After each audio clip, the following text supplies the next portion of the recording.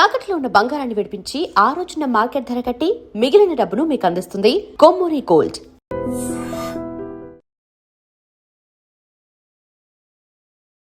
నేను ఈ ప్రపంచాన్ని 55 సంవత్సరాలు ఆర్టిస్ట్గా చూశాను.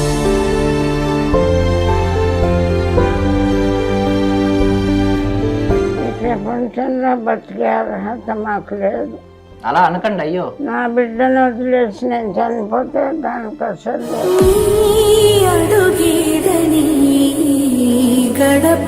అదంతా అసలేదు. 55 సంవత్సరాలు ఆర్టిస్ట్గా బతికి ఇప్పుడు ఇలా ఆత్మహత్య తప్ప మరి దారి లేని విధంగా అయిపోయింది. ఒక ఆర్టిస్ట్ ఇలా అయిపోయింది. మనం కూడా కాపాడకపోతే ఈ ఫౌండేషన్ ఎందుకు నేను ఎందుకు అనుకొని ఉంటారు. 90% ఇంకా నడిసి లిగిసే పరిస్థితి లేదు.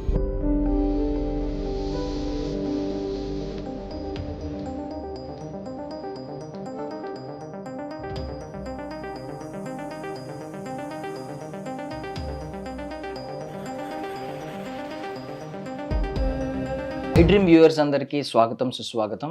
సో పావలా శ్యామల గారి జీవితం మనందరికీ తెలుసు. సుమారు 300కు పైగా సినిమాలు చేసిన ఆవిడ. నార్మల్లీ అందరూ ఏమనుకుంటారంటే సినిమా వాళ్ళ జీవితం రంగులమయం అనుకుంటారు, కానీ ఆవిడ జీవితం మొత్తం పాపం అంధకారమే మిగిలింది. ఈ టైంలో ఆవిడ ఇలా ఉండడం అంటే నేను బాధ ఏంటంటే ఇంతకు ముందు నుంచి ఆవిడ స్థితి కొంచెం దీన స్థితికి వెళ్ళడం మనందరికీ తెలుసు. అప్పుడు కొంతమంది పాపం సహాయం చేయడానికి ముందుకు వచ్చారు. ఆ టైంలో నేను కొన్ని కమెంట్స్ ఏం విన్నానంటే నెగిటివ్ కమెంట్స్ పెట్టే వాళ్ళకి చెప్తున్నాను అనమాట. వీళ్ళకి ఎంత ఇచ్చినా సరిపోవట్లేదు అని చెప్పి కొంతమంది మాట్లాడారు. బట్ వాళ్ళ గురించి ఏం తెలుసని అలా మాట్లాడారు నాకు అర్థం కాలేదు.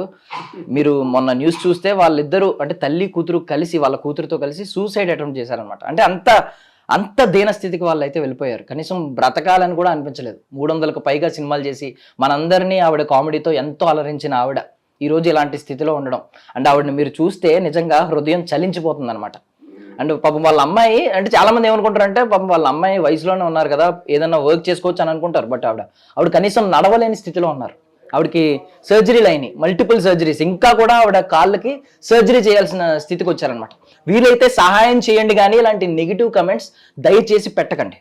సో ఈ సూసైడ్ అటెంప్ట్ తర్వాత దైవం మానుష్య రూపేణ అన్నట్టుగా ఆర్కే ఫౌండేషన్ నుంచి డాక్టర్ రామకృష్ణ గారు పావలా శ్యామల గారిని అండ్ ఆవిడ కూతుర్ని కలిపి తీసుకొచ్చి మేము చూసుకుంటాం అని వారికైతే ఒక భరోసా, ఒక మనోధైర్యాన్ని అయితే ఇచ్చారనమాట.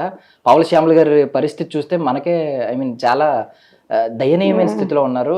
మనకే హృదయం చలించిపోతుంది. మీరు ఒకవేళ నిజమైన సినిమా ప్రేమికులు అయితే ఎంతసేపు ఆ స్టార్ హీరోల కోసం లక్షలు ఆల్రెడీ కోటీశ్వరులు, అపర కోటీశ్వరులైన వాళ్ళ కోసం మీరు 100,000 ఖర్చు పెట్టడం కాదు. నిజంగా ఒకవేళ సినిమా ప్రేమికులు అయితే ఎవరికైతే అవసరం ఉందో వాళ్ళకి ఇవ్వండి మీ డబ్బులు. అప్పుడు మీరు నిజమైన సినిమా ప్రేమికులు అనిపించుకుంటారు. మాట్లాడితే #TFI బానిస ఇలాంటివన్నీ ఈ సొల్లు డైలాగులు చెప్పుకోవడానికి తప్ప నిజమైన ప్రేమ అనేది కాదు. మీరు ఒకవేళ కళారంగాన్ని ప్రేమిస్తే అవసరం ఉన్న వాళ్ళకి సహాయం చేయండి, అంతే తప్ప ఏదో నెగిటివ్ కమెంట్లు పెట్టడం. మీకు తెలియనప్పుడు తెలుసుకోండి. పూర్తిగా తెలియకుండా ఎవరిని పడితే వాళ్ళని తిట్టకండి. మీరు తిట్టే తిట్లు తీసుకునే పరిస్థితుల్లో కూడా వారు లేరనమాట. సో పావలా శ్యామల గారు చాలా ఆవిడతో మాట్లాడదాం ఒకసారి. అమ్మ, ఎలా ఉన్నారు ఇప్పుడు? ఎలా ఉంది మీ ఆరోగ్యం? ఎలా ఉంది?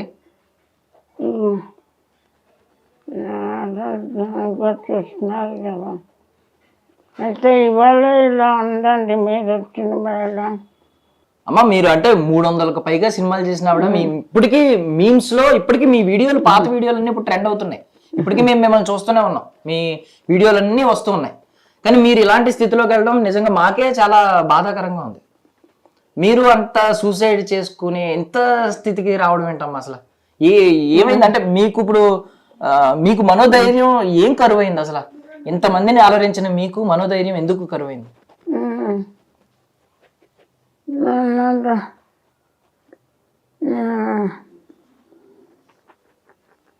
4 ఏళ్ళు అయింది బాబు ఇలా వచ్చి నాకు. అమ్మాయి కూడా అంతే పడిపోయింది. ఇద్దరం ఒక్కసారి అమ్మాయి పడిపోయింది. కాళ్ళకి ఆపరేషన్ చేయించారు. అప్పుడు చాలామంది హెల్ప్ చేశారు. అమ్మాయి కోలుకోకుండానే నాకు ఇలా వచ్చింది.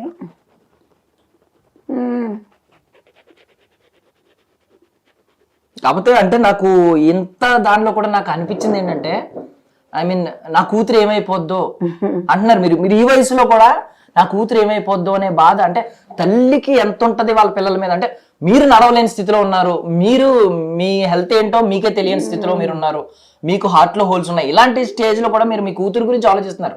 మొన్న ఇంటర్వ్యూ చూశాను నేను, మొట్టమొదటి మాట మీ కూతురు గురించి మాట్లాడుతున్నారు. నా కూతురు ఏమైపోద్దో అని భయం వేస్తుంది, నేను పోతే నా కూతురు ఏమైపోద్దో అని. అలా తల్లి ప్రేమ ఎంత ఎంత బాగుంటుందని ఇప్పుడు అర్థమవుతుంది అన్నమాట కొన్ని కొన్ని ఇలాంటివి చూస్తుంటే. మీ కూతురు ఖచ్చితంగా నయం అవుతుంది, ఖచ్చితంగా నయం అవుతుంది, మీరైతే టెన్షన్ పడకండి. అండ్ నిజంగా మీరు మమ్మల్ని చాలా అలరించారమ్మా.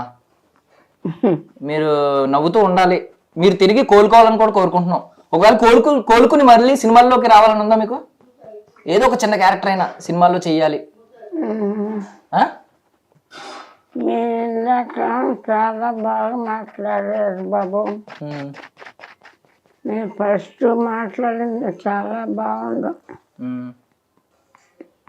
మీరేం బాగా మాట్లాడారు, నేనేం మాట్లాడగలను ఇంకా. మీకు మళ్ళీ సినిమాల్లోకి రావాలని ఉందమ్మా? చిన్నగా అయినా ఒక చిన్న క్యారెక్టర్ అయినా చేయాలని ఉందా కోలుకుని? ఆశ లేదు బాబు, నాకు అలాంటి ఆశ లేదు. 55 సంవత్సరాలు ఆర్టిస్ట్గా బతికి ఇప్పుడు ఇలా ఆత్మహత్య తప్ప మరో దారి లేని విధంగా అయిపోయినా. అయ్యో మీరు అలా అనకూడదమ్మా. ఇప్పుడు చిరంజీవి గారు ఇంకా సినిమాల్లో హీరో కింద చేస్తున్నారు, ఆయనకి 70 సంవత్సరాలు దాటిని. మీరు అలా అంటే అలాగ మీరు మళ్ళీ సినిమాల్లోకి రావాలి, మళ్ళీ చేయాలని మేము కోరుకుంటున్నాం, కోలుకోవాలని కోరుకుంటున్నాం మేము. ఈ జన్మ కాదేమో, ఈ జన్మలో లేదు ఇంకా ఛాన్స్. మీ అమ్మాయి గురించి మీరు చాలా ఆవేదన చెందుతున్నారు. అసలు అంటే ఏం కోరుకుంటున్నారు మీ అమ్మాయి జీవితంలో? ఉన్న ఆశలు ఏంటి? మీ మీద ఎలాగో మీకు ఆశలు లేవు పెద్దగా. నేను ఈ ప్రపంచాన్ని 55 సంవత్సరాలు ఆర్టిస్ట్గా చూసా. ఇప్పుడు ఓల్డేజ్ హోమ్లో ఉంటూ దీనస్థితిలో ఉంటూ చూసా 25 ఏళ్ళ నుంచి. ఈ ప్రపంచంలో బతికే అర్హత మాకు లేదు. అలా అనకండి అయ్యో. నా బిడ్డను వదిలేసి నేను చనిపోతే దానికి అసలు లేదు, నన్నే చూడలేదు. ఇంకా నా బిడ్డను ఎవరు చూస్తారు?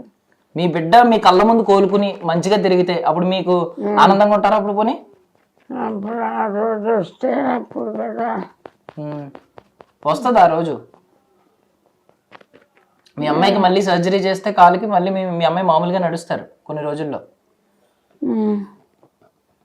ఏంటమ్మా ఇప్పుడు ఆర్కే ఫౌండేషన్లో ఎలా చూసుకుంటున్నారు మిమ్మల్ని?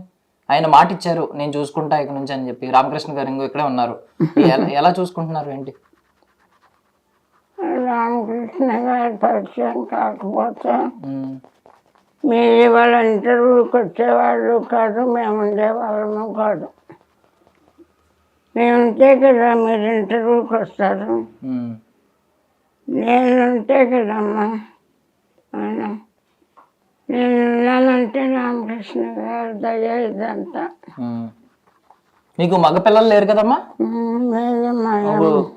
రామకృష్ణ గారు ఇప్పుడు మీ ఒకవేళ కొడుకు పుడితే ఎలాగే ఉండేవాడు అని అనుకుంటున్నారా?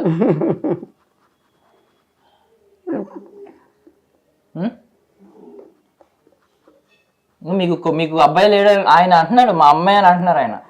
ఆయన కూడా ఆయన తల్లిని కోల్పోయారు, మీలో ఆయన తల్లిని చూసుకుంటున్నారు ఆయన. అప్పుడు నేను కూడా కోల్పోతున్నాను కూడా. అయ్యో అలా అనకండి అయ్యో. వద్దు, తల్లిగా చూసుకోవద్దు నాయన. వాళ్ళ అమ్మ ప్లేస్లోకి నేను కూడా వెళ్ళిపోతాను. వద్దమ్మా అలా అనకండి అయ్యో. వాళ్ళ దయతో మమ్మల్ని జాలిపడ ఒక ఆర్టిస్ట్ ఇలా అయిపోయింది, మనం కూడా కాపాడకపోతే ఈ ఫౌండేషన్ ఎందుకు నేను ఎందుకు అనుకొని ఉంటాడు. శ్యామల గారు మంచి ఆర్టిస్ట్గా పేరు తెచ్చుకున్నారు. తల్లి కూతురు నిస్సహాయ స్థితిలో బతకలేమనుకొని చచ్చిపోవాలనుకుంటున్నారు. వాళ్ళని బ్రతికించకుండా వాళ్ళు అలా వదిలేస్తే ఇంకా నేను ఫౌండేషన్ పెట్టుకొని లాభం. ఇలాంటి వాళ్ళని కాపాడటానికి కదా నేను ఫౌండేషన్ పెట్టుకుంది అని అనుకుని నన్ను నేను బిడ్డను కాపాడాలని నేను అనుకుంటున్నాను నా భాషలో. అదే మీరు ఇంకా వాళ్ళని అడిగి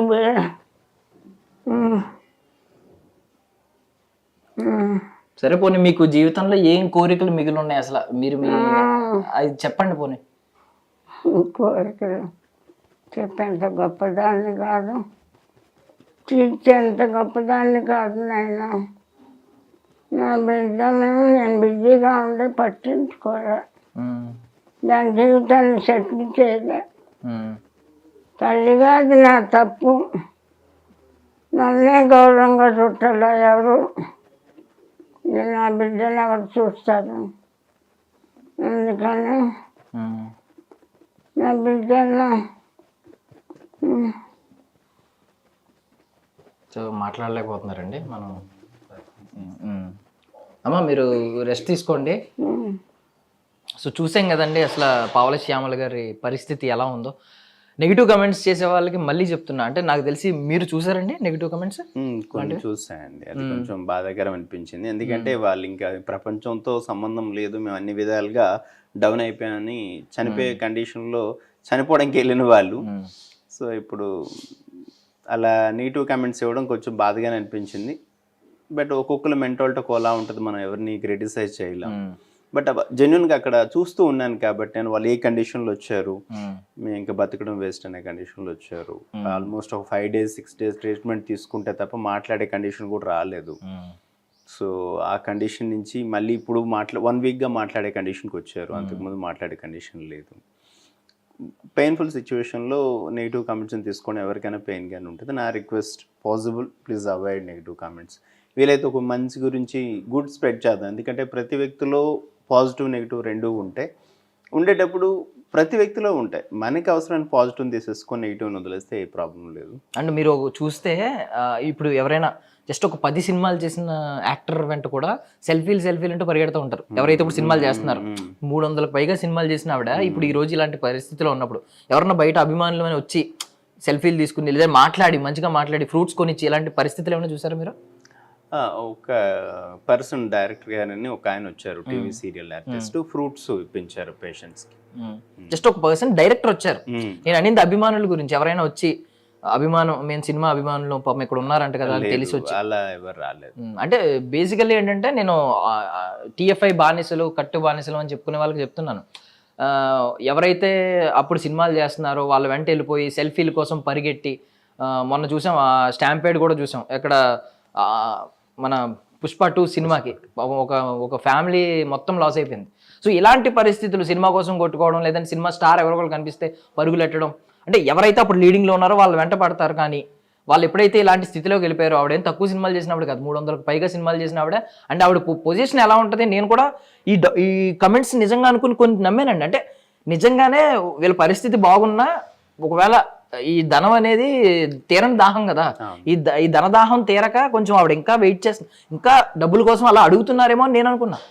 మొన్న సూసైడ్ అటెంప్ట్ అనేసరికి నాకు కొంచెం బాధేసింది. ఈ రోజు అందుకే చూడడానికి వచ్చాం అసలు ఎలా ఉంది పొజిషన్ అని. వాళ్ళకి ఎన్ని హెల్త్ ఇష్యూస్ ఉన్నాయంటే, అమ్మాయికి సర్జరీస్ అవసరం, ఒక్క సర్జరీ కాదు మల్టిపుల్ సర్జరీస్ అవసరం ఉన్నాయి. అమ్మాయి మళ్ళీ లేసే కండిషన్ రావాలంటే చేసినా కూడా గ్యారంటీ లేదు. ఈమెకి కూడా చాలా ప్రాబ్లమ్స్ ఉన్నాయి, కిడ్నీ ప్రాబ్లం ఉంది, హార్ట్ ప్రాబ్లం ఉంది, so Parkinson's, nervous system completely ఇది ఉంది. So completely they are the bed ridden patients. వాళ్ళు 90% ఇంకా నడిసి లెగిసే పరిస్థితి లేదు. So whatever they can, మనం ఆ బెడ్ మీద మాత్రం వాళ్ళని ట్రీట్ చేయాలి. దట్ మెడికల్ ట్రీటింగ్ ఉండాలి. నార్మల్గా వేరే ఇంట్లో కానీ ఎక్కడైనా పెట్టుకుని చూసుకునే కండిషన్ లేదు. సో మీకు కుదిరినంత వరకు మీరు ఫుడ్ దగ్గరికి పెడుతున్నారు, ఫుడ్ ఇస్తున్నారు, వాళ్ళకి షెల్టర్ ఇస్తున్నారు, ట్రీట్మెంట్ కూడా మీకు కుదిరినంత వరకు అందిస్తున్నారు. బట్ మీరు వీటన్నిటికంటే మనోధైర్యాన్ని ఇచ్చారు వాళ్ళకి. ఈ రోజు మళ్ళీ బ్రతుకుతామనే ధైర్యం వచ్చింది. సూసైడ్ చేసుకున్న ఆవిడ ఈ రోజు కొంచెం కోరికలు లేవు, కానీ వాళ్ళ అమ్మాయి గురించి ఆవిడకి ఇంకా బెంగ ఉంది. మా అమ్మాయి గురించి బతకాలి, నేను చనిపోతే నేను ఉన్నప్పుడే మా అమ్మాయి పరిస్థితి బాధాకరంగా ఉంది, నేను చనిపోతే ఇంకా మా అమ్మాయికి అస్సలేమీ ఉండదు అని చెప్పేసి ఆ సఫరింగ్ అనేది మదర్లో ఉంది. ఇప్పుడు ఎంత అవుతుందండి ఆవిడకి ఒకవేళ సర్జరీ చేస్తే? ఒక 3 to 4 lakhs మధ్యలో అవ్వచ్చు, హాస్పిటల్ బట్టి అంత అవుతే సెట్ అయ్యే అవకాశం ఉంది. లెగ్స్ సెట్ బట్ 100% మళ్ళీ నడుస్తుందని చెప్పలేం కానీ, బట్ దాని తర్వాత ఫిజియోథెరపీ అంతా చేస్తే ఛాన్సెస్ సర్తారు. సో ఎవరైనా అంటే తప్పుగా అనుకోకండి, ఒకవేళ కోపం వచ్చి అన్న నేను అన్న మాటలకి మీరు నన్ను తిట్టినా పర్వాలేదు, కానీ ఎవరైనా సహాయం చేయాలనుకుంటే మాత్రం దయచేసి సహాయం చేయండి ఇలాంటి వాళ్ళకి. ఐ మీన్ లిటరల్లీ నిజంగా నేను చూశాను ఈరోజు వాళ్ళ పొజిషన్ ఎంత దీన స్థితిలో ఉందో. అండ్ ఒకప్పుడు అంత రాజయోగం, ఐ మీన్ మనం చూసాం కదా 300 సినిమాలు చేసిన ఆవిడ ఇలాంటి పొజిషన్లో ఉంటుందంటే ఎవరికైనా కొంచెం హృదయం చలిస్తుంది. సో మీ వంతుగా మీరు ప్లీజ్ ఎవరైనా మీకు తోచినంత సహాయం చేయండి ఆర్కే ఫౌండేషన్కి. అండ్ వాళ్ళు ఆర్కే ఫౌండేషన్ ఒకవేళ మీరు సహాయం చేయకపోయినా, ఐ మీన్ మీరు ఎవరు సహాయం చేస్తానని తెలియకముందే వీళ్ళైతే వాళ్ళకి ప్రామిస్ చేశారు మేము చూసుకుంటాం వాళ్ళ బాధ్యతని. పాపం వాళ్ళకు కూడా మీ సహాయాన్ని అందించండి. అండ్ సార్ ఎలా స్టార్ట్ అయింది అసలు ఆర్కే ఫౌండేషన్, ఏ ధ్యేయంతో మొదలైంది, కారణం ఏంటి, ముఖ్య కారణం? నేను చిన్నప్పుడు మా అమ్మగారు బెడ్ రిడెన్ పేషెంట్గా చనిపోయారు న్యూరో ప్రాబ్లంతో. సో మా అమ్మగారు చాలా హెల్తీగా ఫిట్గా ఉన్న వ్యక్తి.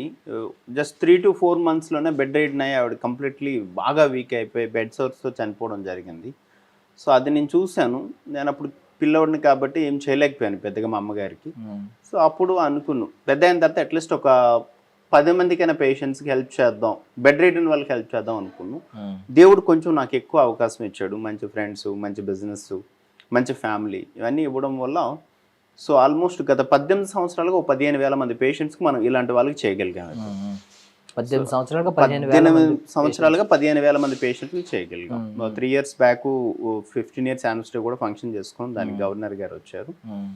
సో 12 years నా కంపెనీ సపోర్ట్తో నేను ఓన్గా రన్ చేస్తాను. ఇది ఒక 5-6 years నుంచి ఇంకా ఇది రన్ చేయడం కష్టం, ఎందుకంటే ఇది రన్ చేసే ప్రాసెస్లో ఒక 3 CR ప్రాపర్టీ కూడా డిస్పోజ్ చేయాల్సి వచ్చింది నేను. ఎందుకంటే నార్మల్ వ్యక్తికి అన్నం పెట్టడం వేరు, ఇక్కడ పేషెంట్స్ మీరు చూస్తుంటారు ఈ 2nd floor ఇంకా సీరియస్ కండిషన్ పేషెంట్స్ ఉంటారు.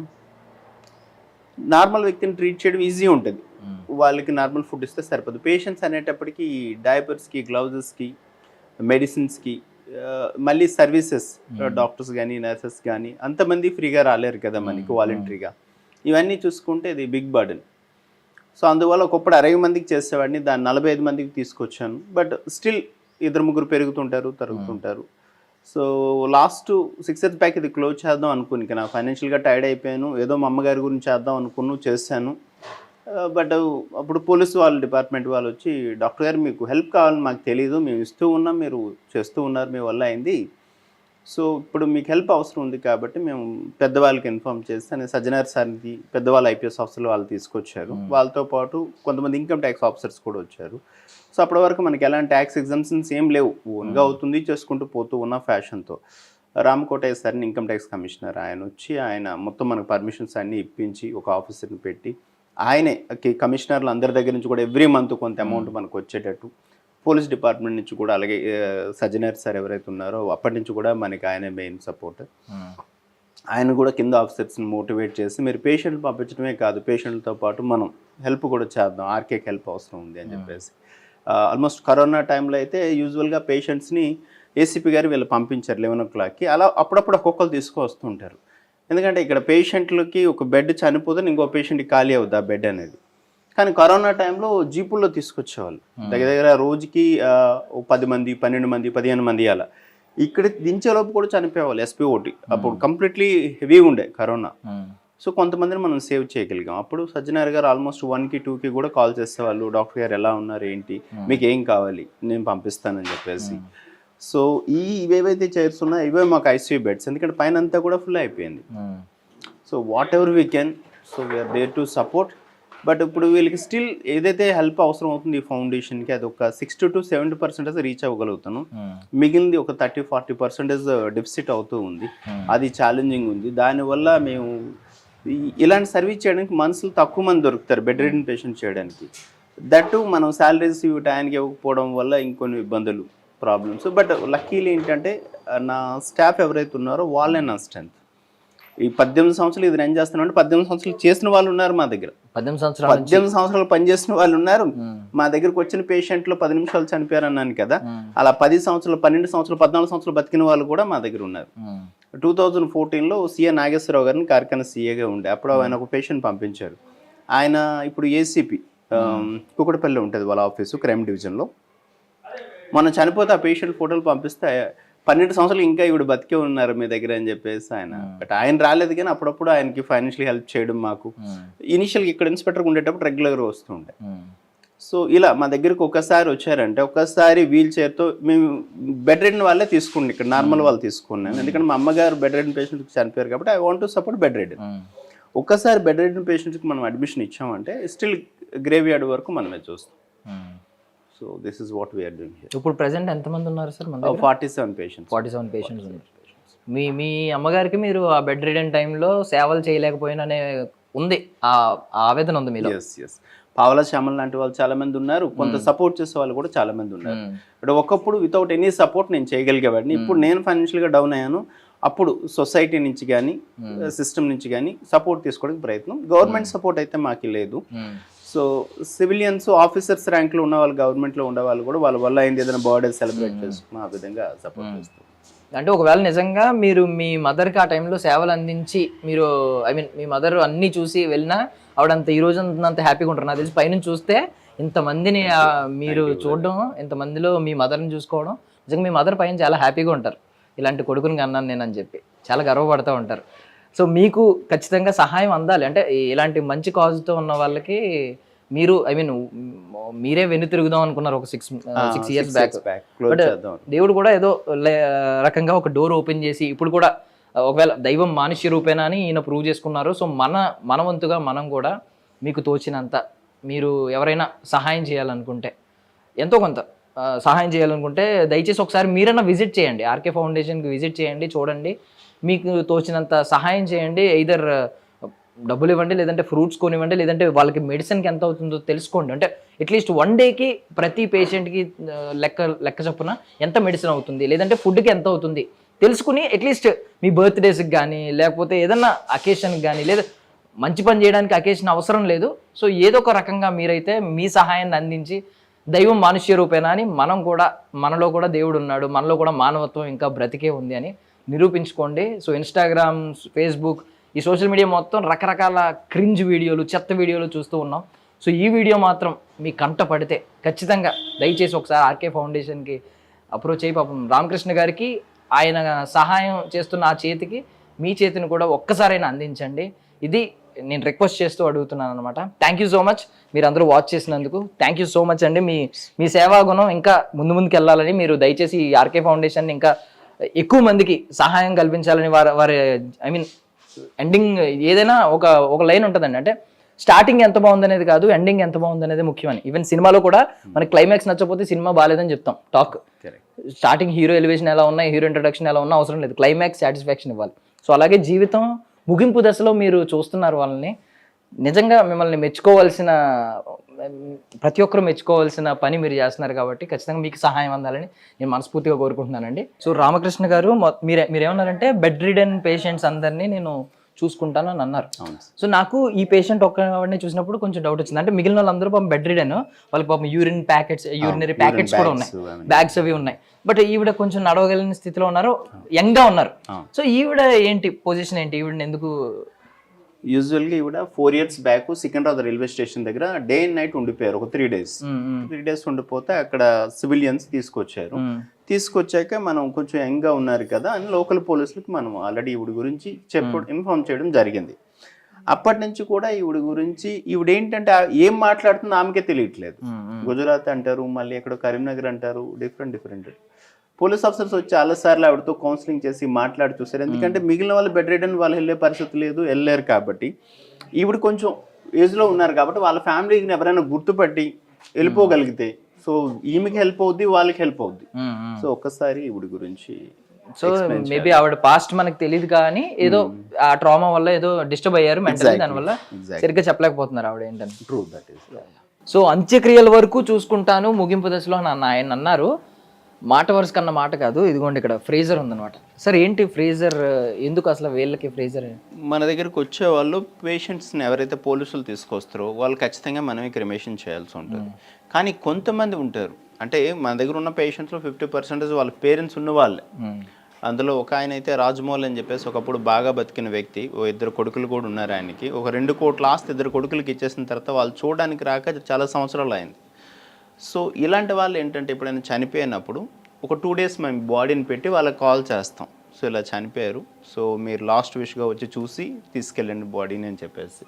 సో కొంతమంది వస్తారు, కొంతమంది రారు. బట్ కొంతమంది వచ్చేటప్పుడు మాకు హెల్ప్ కూడా చేస్తారు, సో ఫైనాన్షియల్గా కానీ ఏదైనా. సో దానికోసం ఇది ఎక్కడైనా ఉండేవాళ్ళు వచ్చేలోపు, సో మేము ఈవెన్ పోలీస్ వాళ్ళ ద్వారా వచ్చే వాళ్ళకి కూడా ఇన్ఫామ్ చేస్తాం, ఫైనల్గా దొరుకుతారేమో చూడండి, ఎవరైనా ట్రేస్ అవుట్ అవుతారేమో, మనం బాడీని హ్యాండ్ ఓవర్ చేద్దామని. సో కొన్నిసార్లు అవుద్ది, కొన్నిసార్లు కాదు. సో ఒకసారి వీల్ చైర్ మీద ఒక పేషెంట్ వచ్చారంటే సో ఎండ్ టు ఎండ్ మనం ఇక్కడ. ఇప్పుడు పావలా శ్యామల గారికి ఎవరైనా సినీ, ఐ మీన్ బికాజ్ ఆవిడ 300 పైగా సినిమాలు చేశారు కాబట్టి సినీ ఇండస్ట్రీ నుంచి ఎవరైనా ఇక్కడికి వచ్చి ఒకసారి ఆవిడ కండిషన్ చూసి ఎంతో కొంత సహాయం చేస్తే బాగుండు అని మీకు ఏమైనా అనిపించిందా? కరెక్ట్, ఎందుకంటే ఖచ్చితంగా దే ఆర్ డిజర్వ్. చాలా బాగా బతికిన వ్యక్తి, ఒకప్పుడు చాలా సినిమాలు చేస్తున్న వ్యక్తి.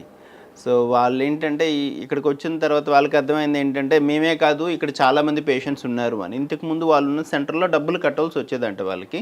జనరల్గా ఇది అలాగే అనుకుంటారు, ఇనిషియల్గా అడగరు, తర్వాత అడుగుతారేమో అనుకుంటారంట. బట్ వాళ్ళు వచ్చిన 10 డేస్కి వాళ్ళు రియలైజ్ అయింది ఏంటంటే మేమే కాదు మాలాంటి వాళ్ళు ఇంకా చాలామంది ఉన్నారు.